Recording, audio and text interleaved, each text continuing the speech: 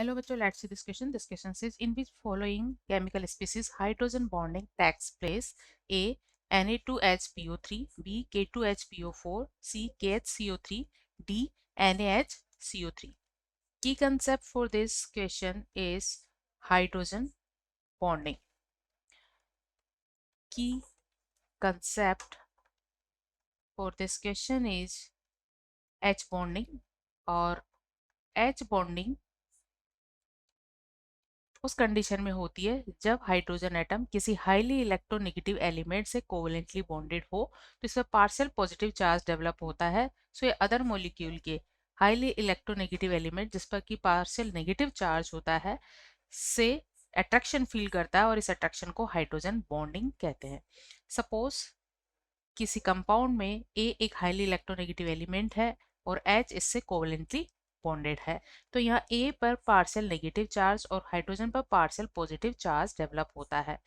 सो ये other molecule के highly electronegative element जिस पर की पार्शियल नेगेटिव चार्ज है से इलेक्ट्रोस्टैटिकली अट्रैक्ट होता है। इस इलेक्ट्रोस्टैटिक अट्रैक्शन को हाइड्रोजन बॉन्डिंग कहते हैं।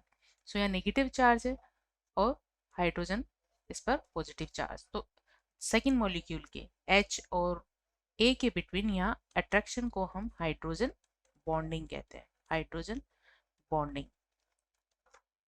क्वेश्चन में गिवन स्पीसीज में हमें आइडेंटिफाई करना है हाइड्रोजन बॉन्डिंग को। कंपाउंड ए है Na2HPO3 और ये फॉस्फोरस का एक ऑक्सी सॉल्ट है, और ऑक्सी सॉल्ट्स में सेंट्रल एटम से एक ऑक्सीजन कम से कम डबल बॉन्ड से बॉन्डेड होती है, एटलीस्ट एक ऑक्सीजन डबल बॉन्ड से बॉन्डेड होती है। यहाँ रिमेनिंग दो ऑक्सीजन एटम्स इस तरह से ONA की फॉर्म में होती है। ONA की फॉर्म में होती है, ऑक्सीजन पर नेगेटिव चार्ज और मेटल पर पॉजिटिव चार्ज, क्योंकि this is the salt, and the remaining hydrogen atom is directly bonded with phosphorus. तो इस स्पीसीज में हाइड्रोजन किसी इलेक्ट्रोनेगेटिव एलिमेंट लाइक ऑक्सीजन से बॉन्डेड ना होकर यहाँ पुअर इलेक्ट्रोनेगेटिव एलिमेंट फॉस्फोरस से बॉन्डेड है, इसलिए ये हाइड्रोजन बॉन्डिंग में पार्टिसिपेट नहीं करता। So not hydrogen bonding here, not H bonding, यहाँ कोई एच बॉन्डिंग नहीं होगी इस कंपाउंड के केस में। कंपाउंड बी है K2HPO4। K2HPO4 अगेन फॉस्फोरस या सेंट्रल एटम है, ये एक ऑक्सी सॉल्ट है, एक ऑक्सीजन एटलीस्ट डबल बॉन्ड से बॉन्डेड होगा, बाकी रिमेनिंग तीन ऑक्सीजन एटम इस तरह से बॉन्डेड होते हैं। क्योंकि यहाँ तो पोटेशियम है, सो इन ऑक्सीजन पर इस तरह से नेगेटिव चार्ज, पोटेशियम पर पॉजिटिव चार्ज, एक एल्कली मेटल है, और एक और ऑक्सीजन यहाँ है। ये ऑक्सीजन हाइड्रोजन के साथ कोवेलेंटली बॉन्डेड होता है फॉस्फोरस के अलावा।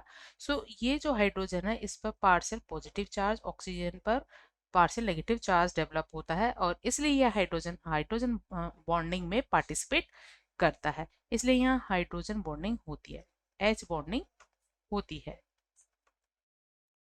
यहाँ H बॉन्डिंग होगी। नेक्स्ट है compound KHCO3। C is KHCO3, ये कार्बोनेट बाइकार्बोनेट सॉल्ट है। Central atom carbon, oxy salt, carbon से एक ऑक्सीजन डबल बॉन्ड से बॉन्डेड, दो ऑक्सीजन एटम इस तरह से बॉन्डेड होंगे, और एक ऑक्सीजन के साथ होगा यहाँ हाइड्रोजन। कार्बन की 4 वैलेंसी होती है, चारों वैलेंसी यहाँ कंप्लीट है, यहाँ नेगेटिव चार्ज, पॉजिटिव चार्ज, और यहाँ हाइड्रोजन ऑक्सीजन से कोवैलेंटली बॉन्डेड है, इसलिए हाइड्रोजन पर पार्शियल पॉजिटिव चार्ज, ऑक्सीजन पर पार्शियल नेगेटिव चार्ज। सो ये कंडीशन हाइड्रोजन बॉन्डिंग की है, इसलिए यहाँ H बॉन्डिंग होगी, H बॉन्डिंग होगी। And the last compound is NaHCO3। NaHCO3 और ये KHCO3 के सिमिलर है, इसकी स्ट्रक्चर भी सिमिलर होगी, यहाँ K की जगह H होगा, यहाँ K की जगह आ जाएगा Na,